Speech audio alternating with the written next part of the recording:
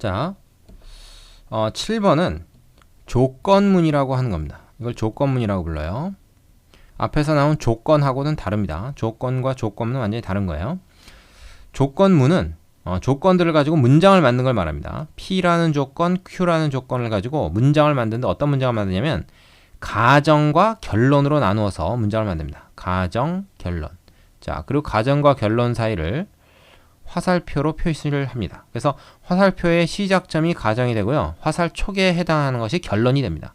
그럼 뭐야? 가정은 뭐뭐이면 요거에 해당하는 거고, 어떤 조건, P 조건이면 뭐뭐이다. Q 조건이 만족된다. 요런 문장인 거죠.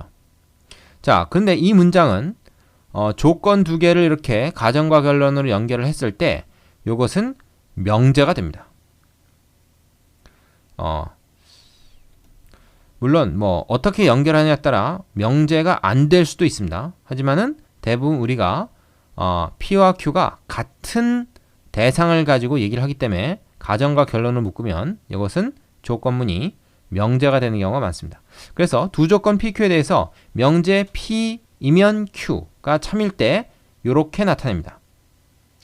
이건 뭐냐면 화살표를 두 줄로 하는 거죠. 얘가 거짓일 수도 있고 참일 수도 있기 때문에 구분을 한 거예요. 명제 P이면 Q, 즉 조건문이 거짓일 때 얘는 두 줄 한 다음에 not으로 붙입니다. 그럼 이렇게만 나타냈을 때는 이 명제가 참인지 거짓인지 알 수 없지만 두 줄로 해놓은 다음에 이렇게 not을 붙이거나 안 붙이거나 하면 이 조건문이 참이란 얘기구나, 거짓이란 얘기구나, 이렇게 구분할 수가 있겠죠. 자, 여기서 지금 공부하는 그 규칙대로 앞으로 계속 써 나가도록 합니다. 자, 이 조건문의 진리집합에 있어서 중요한 내용 한 가지를 추가하겠습니다. 바로 이 내용인데요. 이건 명제와 집합이라고 했지만 이걸 우리가 조건문과 집합 이렇게 이름을 붙입시다. 조건문과 집합이다. 이렇게 무슨 관계가 있느냐? 자, 명제 P이면 Q라는 조건문이 있을 때 가정 P와 결론 Q의 각각의 진리집합을 라지 PQ라고 합시다. 이때 이 조건문이 참이면 진리집합 사이에 이런 포함관계가 있다라는 거예요.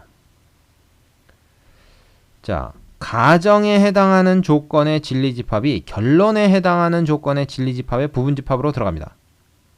이거는 역도 성립하는데 거꾸로 해도 성립해요. 무슨 얘기냐면 만약에 P가 Q의 진리집합으로 들어가면요, 요 P에 해당되는 조건 그리고 Q에 해당되는 조건에 대해서 P이면 Q이다라는 조건문이 참이 됩니다.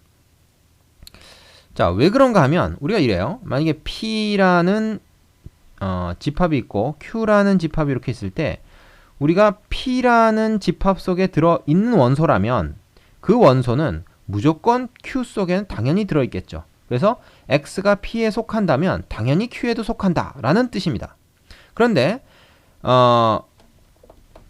우리가 이거를 예를 하나 들어서 생각해보죠. 예를 들어서 이 Q라는 집합을 그 직사각형의 집합이라고 합시다.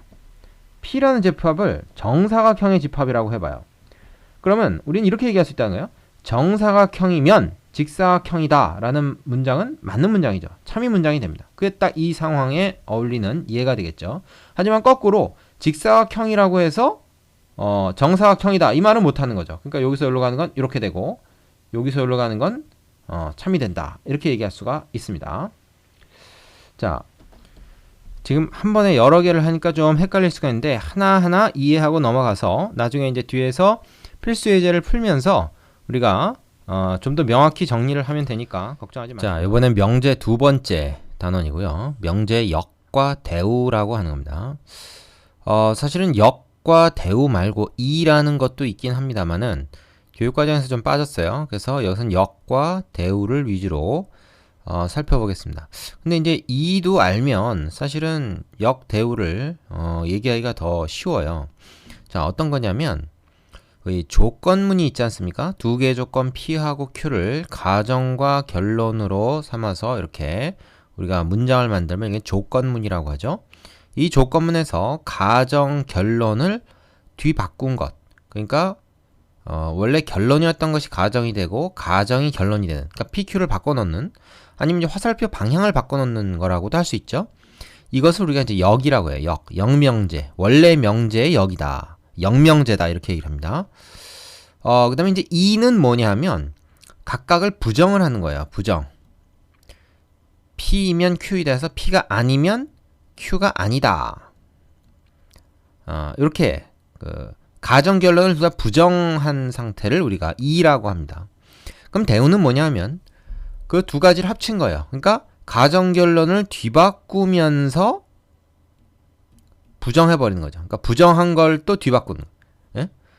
결론을 부정하고 가정을 부정해서 가정결론 사실을 자체를 뒤바꿔버리는 거. 이것을 이제 대우라고 합니다. 그러니까 역과 이를 같이 적용한 것이 대우다. 이렇게 얘기할 수가 있겠네요.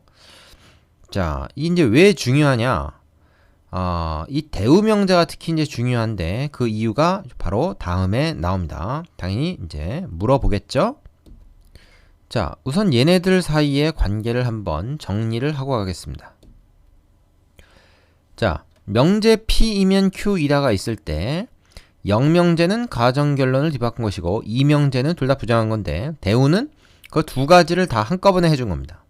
자, 이렇게 됐을 때 우리는 역명제와 대우명제, 역을 하고 나서 대우를 하고 이를 하고 이를 하고 나서 역을 하면 다 대우명제가 된다. 그리고 재밌는 건 역명제와 이명제 사이도 서로 대우 관계예요. 그렇지 않습니까? 요거를 갖다가 지금 가정결론을 뒤바꾸면서 역을 부정을 해버리면 얘가 되는 걸 우리가 확인할 수가 있죠. 자, 그럼 이런 걸 우리가 도대체 왜 하느냐? 바로 이 대우 명제가 원래 명제와 어떤 관계가 있는지를 얘기하고 싶어서입니다. 두 번째 단원에 나옵니다. 자, 이번에 정리된 내용 봅시다. 명제의 역과 대우의 참과 거짓이다 그랬는데 어떤 예를 하나 들고 있어요. 그 예를 그대로 가져오겠습니다. 지금 P이면 Q이다 라는 조건문이 있을 때 이 가정을 우리가 어떤 존재가 사람이다. 이걸로 하고요. Q를 어떤 존재가 동물이다. 이거라고 얘기해 봅시다. 그러면 이거를 조건문으로 만들면 어떻게 되죠? 사람이면 그것은 곧 동물이다. 사람은 동물이다 하는데 이 동물 중에 일부가 사람 아닙니까? 사람들 중에 동물이니까. 그러니까 이제 진리집합 사이의 포함관계로 우리가 얘기를 하면 사람 집합은 동물 집합의 부분 집합으로 들어가 있는 거죠. 그러면 앞에서 봤지만 사람이면 동물이다 라는 명제는 참입니다. 사람이면 동물이다. 이건 참이 돼요. 그죠? 두 줄로 합시다. 그런데 이거 역명제는 어떻습니까? 동물이면 사람이다. 동물이면 사람이다. 이렇게 되는데 이거는 거짓이죠. 이건 참이고 이건 거짓이다. 왜? 동물 중에는 사람도 있지만 사람 아닌 것도 있으니까 반례가 있단 말이죠. 바로 얘네들이 반례입니다. 얘는 말이고 얘는 뭐 고양인가? 얘는 닭. 이런 애들은 동물이긴 하지만 동물집합에 속하지만 사람이라는 진리집합에 속하지 않으니까 얘는 안 되는 거죠. 자, 그런데 우리가 요 명제 대우명제를 한번 구해봅시다. not P, not Q 한 다음에 화살표 방향을 반대로 할게요. 그럼 뭐야? 동물이 아니면 사람이 아니다. 이런 명제가 돼요. 동물이 아니면 사람이 아니다. 동물이 아니라는 건 이 바깥에 있는 거죠. 그거는 사람이 될 수 없다. 이런 얘기인데 맞지 않습니까? 일단 동물이 되고 나서야 사람이 될 수 있는 거지 동물도 아닌데 사람에 들어갈 수는 없잖아요. 그러니까 이거 참이 돼요. 근데 얘가 바로 뭐냐면 주어진 원래 명제의 대우명제인 거죠. 그렇죠? 그래서 주어진 명제가 참이면 대우명제가 참이다. 이렇게 됩니다. 자, 요거를 진리집합 사이의 포함관계를 가지고 한번 얘기를 해볼게요. 얘가 참이 되는 이유는 진리집합 라지 Q가 P가 진리집합 라지 Q의 부분집합으로 들어가기 때문이죠. 근데 그걸 부정한 것은 여집합들입니다. 그죠? 그러면 여집합 사이에는 반대 포함관계가 성립한다는 거 우리가 알고 있죠. 따라서 원래 명제, 원래 조건문이 참이면 이게 성립하는 것이니까 그거의 대우명제는 얘가 성립한다는 주장이 돼서 참이 됩니다. 얘가 참이면 얘가 참인 거죠. 자, 그래서 왜 주어진 명제 대우명제가 주어진 명제와 진리값이 같은가 하는 내용은 진리집합 사이의 포함 관계를 가지고 얘기할 수가 있다는 겁니다. 그래서 원래 명제, 원래 조건문이 참이면 대우 명제도 참이고, 원래 명제가 거짓이면 대우 명제도 거짓이다. 이렇게 얘기할 수가 있습니다. 정리해 보겠습니다. 자, 명제의 역과 대우의 참과 거짓. 자, 명제 P면 Q가 참이면 대우도 반드시 참이고, 명제 P면 Q가 거짓이면 대우도 반드시 거짓이다. 그러니까 원래 명제와 그거의 대우 명제는 진리값이 같다. 이렇게 얘기합니다. 진리값이 같다. 진리값이라는 게 이제 참이니 거짓이지 하는 거죠. 자, 그런데 요거 주의하셔야 됩니다. 지금 얘기 안 했는데, 명제 P면 Q가 참이라 하더라도 역은 반드시 참인 것은 아니다. 원래 명제와 그거 역명제는 진리값이 서로 반대냐? 그것도 아니에요. 진리값이 같은 것도 아니고 반대라고도 할 수 없고 그때그때 다릅니다. 그러니까 여기서 이제 동물이면 사람이다라는 건 거짓이었잖아요. 하지만 어떤 조건문에 있어서는 그 역명제도 참인 경우가 있습니다. 예를 들어서 삼각형의 세 변의 크기가 같으면 세 각의 크기도 같다. 이거 참이죠. 이거 역은 어떻습니까? 삼각형의 세 각의 크기가 같으면 세 변의 길이도 같다. 이것도 참이거든요. 그러니까 둘 다 정삼각형을 일컫는 표현이 되기 때문에 이때는 사실 세 변의 길이가 같은 진리집합이나 세 각의 크기가 같은 삼각형들의 모임, 그 진리집합이나 다 똑같이 정삼각형을 나타내는 거기 때문에 사실 이 두 개의 진리집합이 동치, 상등이 돼버리는 거죠.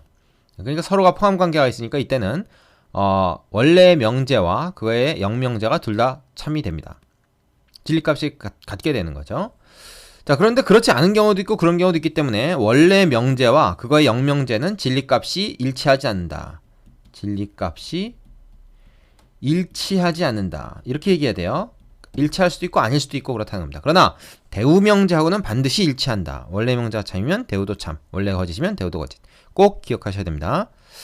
자, 그래서 이거 이제 어디에 쓰이냐면 뒤에 나오지만 원래 명제를 증명하기가 힘들 때는 그의 대우 명제를 증명해버리면 돼요. 대우 명제가 참이면 원래 명제도 거짓이니까 거기에 좀 이게 아주 유용하게 쓰입니다. 이 내용이. 자, 그 밑에 특강이라고 정리되어 있는 거 한번 보겠습니다. 자, 3단 문법이라고 하는 건데요. 이건 이런 겁니다. 자, P이면 Q이다가 참이고 Q이면 R이다가 참이면 P는 R이다. P이면 R이다도 참이다. 이건 당연한 거죠. P이면 Q이다가 참이라는 거는 P가 Q의 부분집합으로 들어가는 거고 진리집합 사이에 Q이면 R이다가 참이면 Q집합이 R집합이 진리집합으로 들어가는 거니까 이 경우엔 당연히 P는 R의 부분집합으로 들어가겠죠. 따라서 얘랑 얘가 참이면 얘도 당연히 참입니다. 그래서 우리가 P가 R에 속해 있다는 것을 증명할 때 중간에 Q라는 걸 이용해서 P가 Q에는 속해 있다. 근데 Q는 R에 속해 있다. 그럼 P가 R에 속해 있다는 것을 간접적으로 증명한 셈이 된다는 거죠. 그걸 우리가 3단 논법이라고 합니다. 대표적인 증명 방법이라고 볼 수 있죠. 자, 요거 별 어려움 없으니까 개념 확인 코너 풀어보시고 바로 필수 예제로 넘어가겠습니다.